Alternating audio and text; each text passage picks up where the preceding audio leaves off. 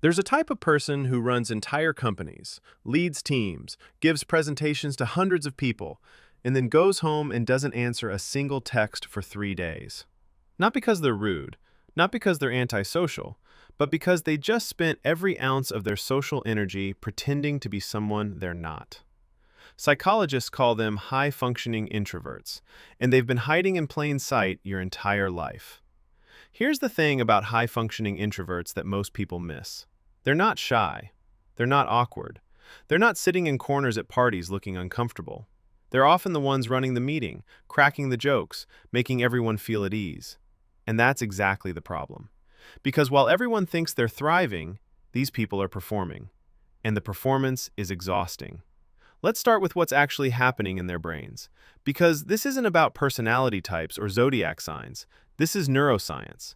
Dr. Marty Olson Laney, author of The Introvert Advantage, found that introverted brains literally process dopamine differently than extroverted brains. Extroverts get their dopamine hits from external stimulation. Conversation, noise, activity, people. Their brains light up like a Christmas tree in social situations. Introverts? Their brains are more sensitive to dopamine. They get overstimulated quickly. But here's the kicker. They rely more heavily on acetylcholine, a neurotransmitter associated with reflection, focused thinking, and internal processing. Translation? An extrovert walks into a networking event and thinks, energy boost. A high-functioning introvert walks into the same event and thinks, this is going to cost me 3 days of recovery time. But they go anyway. They smile, they engage, they perform, because they've learned that the world rewards extroversion. And they've gotten really, really good at faking it. Now here's where it gets fascinating. These aren't your stereotypical introverts. They're not the quiet ones in the back of the room. They're CEOs. They're performers. They're your funniest friend at dinner. Emma Watson, Christina Aguilera, Barack Obama, Bill Gates. All self-identified introverts who've mastered the art of public performance. The difference between them and extroverts? When the event ends, extroverts want an after-party. High-functioning introverts want to be alone for approximately 72 hours. Dr. Susan Cain, who literally wrote the book on this called Quiet, explains it perfectly. She says high-functioning introverts develop what she calls social stamina. It's like a muscle they've trained. They can turn on the charm, engage fully, lead confidently. But it drains a battery that extroverts just recharge from the same activities. An extrovert leaves a conference feeling energized. A high-functioning introvert leaves a conference feeling like they just ran a marathon while solving calculus problems. And here's what nobody talks about: the guilt. The constant guilt of needing alone time when everyone expects you to be available. Because when you're good at social performance, people don't believe you when you say you're drained. They think you're making excuses. They see you killed it at that presentation, so why are you canceling dinner? They watched you charm an entire room last week, so why won't you answer your phone today? This creates what psychologists call cognitive dissonance. The world sees one version of you, the capable, outgoing, energetic version. But you know the truth. That version costs something, and the price is steep. Let's talk about what happens when high-functioning introverts don't get the solitude they need. First, decision fatigue sets in hard. Studies from Columbia University show that introverts require more mental energy to process social interactions. Every conversation, every meeting, every quick chat in the hallway requires active cognitive work. When they don't get time to recharge, their decision-making abilities plummet. They start making impulsive choices, avoiding important decisions, or getting paralyzed by simple questions. Then comes the irritability. Not the obvious kind, the subtle kind. The kind where you're smiling but internally screaming. Where someone asks you one more question and you want to dissolve into the floor. Where the sound of someone chewing becomes physically painful. Psychologist Dr. Jennifer Grimes calls this introvert hangover, and it's real. The nervous system is overstimulated, the brain is flooded with cortisol, and everything feels like too much. And here's the dangerous part.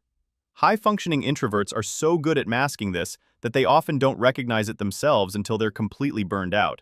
They think, everyone else handles this fine, so I should too. They gaslight themselves into believing their need for solitude is a weakness instead of a biological requirement. But let's flip this. Because high-functioning introverts have superpowers that extroverts would kill for. First, deep focus. While extroverts need external stimulation to maintain engagement, introverts can dive into complex problems for hours without needing a break. Bill Gates used to take think weeks, where he'd isolate himself in a cabin just to read and think deeply. Warren Buffett estimates he spends 80% of his workday reading and thinking, alone. Second, authentic connection. Because high-functioning introverts are selective with their energy, when they do engage, it's meaningful. They're not collecting contacts at networking events. They're building real relationships. Research from the Journal of Personality and Social Psychology shows that introverts report higher quality friendships with fewer people. Quality over quantity isn't just a strategy for them. It's a survival mechanism. Third, strategic communication.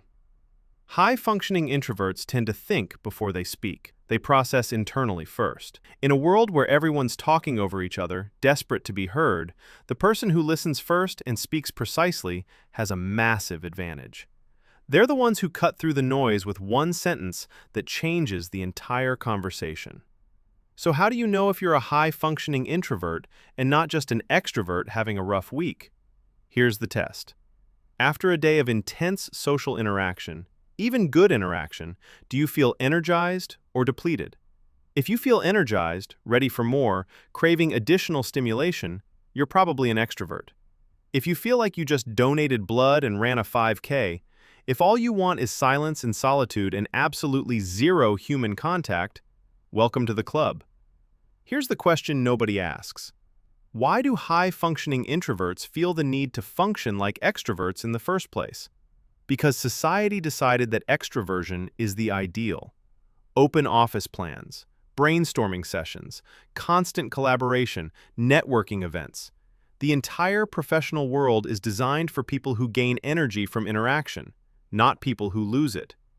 Psychologist Carl Jung, who literally created the terms introvert and extrovert, said this: "There is no such thing as a pure introvert or extrovert. Such a person would be in a lunatic asylum.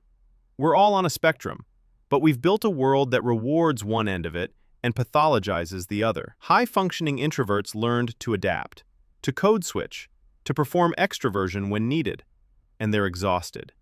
Here's what needs to change. First, stop calling introverts antisocial. There's a difference between not enjoying social interaction and actively avoiding all human contact. High-functioning introverts love people. They just need recovery time. Stop making them feel guilty for it. Second, respect the recharge. If someone says they need alone time, believe them. Don't take it personally. Don't assume they're depressed or mad at you. They're literally restoring their nervous system to baseline function. Third, create space for different working styles. Not everyone thinks best in group settings. Some people need quiet, focused time to produce their best work. That's not antisocial. That's how their brains are wired. If you're a high-functioning introvert reading this and finally feeling seen, here's your permission slip. You don't have to be on all the time. Your need for solitude isn't a character flaw. It's a biological requirement. And the sooner you honor it instead of fighting it, the better you'll function in those social moments that actually matter. Stop apologizing for needing alone time. Stop forcing yourself to attend every event. Stop answering texts immediately just to prove you're engaged. Set boundaries. Protect your energy. Choose quality connections over quantity. And remember, some of the most successful, influential people in history were introverts who learned to harness their need for solitude instead of fighting it. The world doesn't need you to be an extrovert. It needs you to be the best version of yourself. And for high-functioning introverts, that version is powered by solitude, recharged by quiet, and most authentic when it's chosen, not performed. If this video just explained why you feel drained after being on all day, hit that like button, share it with another high-functioning introvert who needs to hear this, and subscribe because we're breaking down the psychology behind behaviors you thought were just yours. Up next, we're diving into the psychology of people who don't get jealous in relationships, because if you thought the solitude thing was counterintuitive, wait until you hear what's happening in the brains of people who genuinely don't feel threatened by their partner's connections. Trust me, the science is wild. I'll see you there.